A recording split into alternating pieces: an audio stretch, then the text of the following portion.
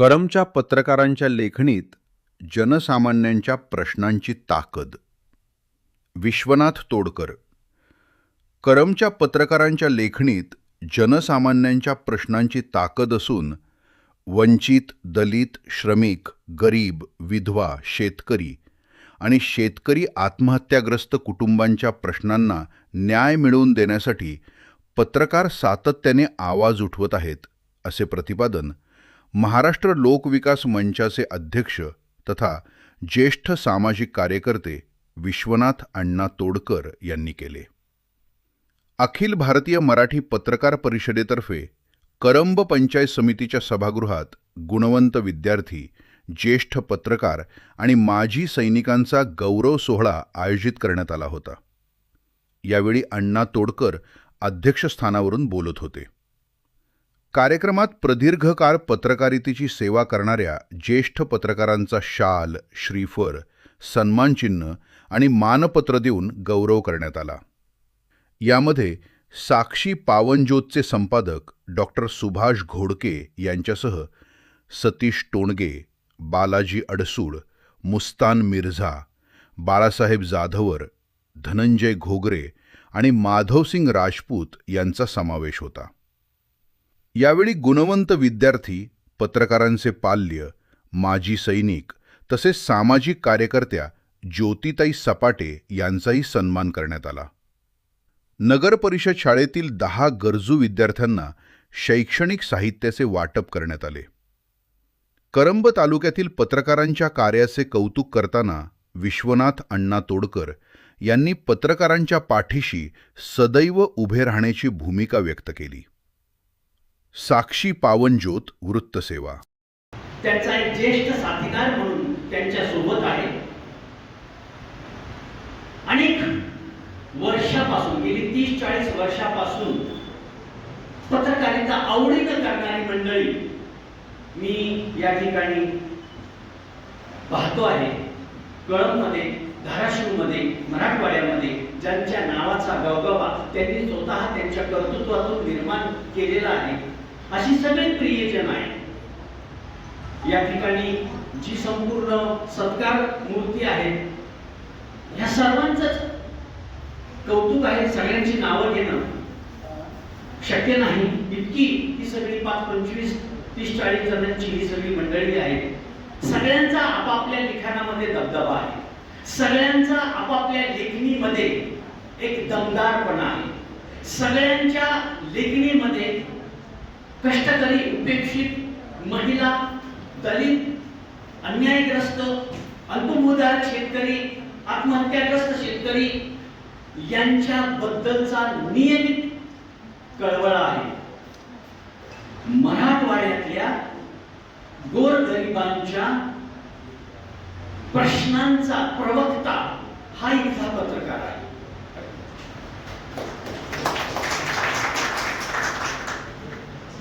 कितीही स्वतःच्या अडचणी आहेत, म्हणजे मी आमचे सुभाषराव असतील, लक्ष्मणराव असतील, आमचे अशोकराव आहेत, आमचे बालाजी बाप्पा आहेत, सतीश भाऊ आहेत, गोगरे भाऊ आहेत, किती जणांची नावं घेऊन, आमचे माधवराव आहेत, ही सगळी मी मंडळी पाहतोय, त्यांना रोज पाहतो आहे.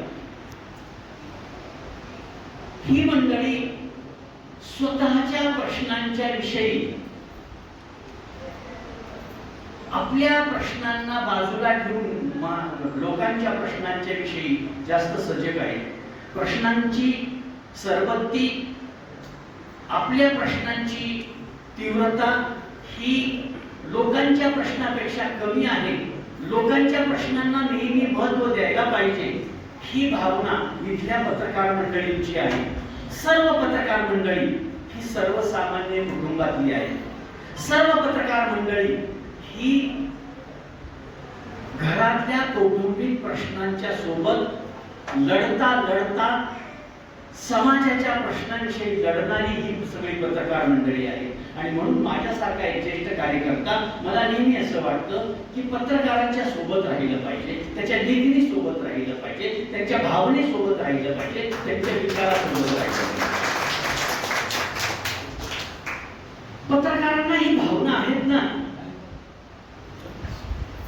पत्रकारांना ही स्वतः स्वतःचे इमोशन आहेत ना. पत्रकारांनाही कुटुंब आहे ना.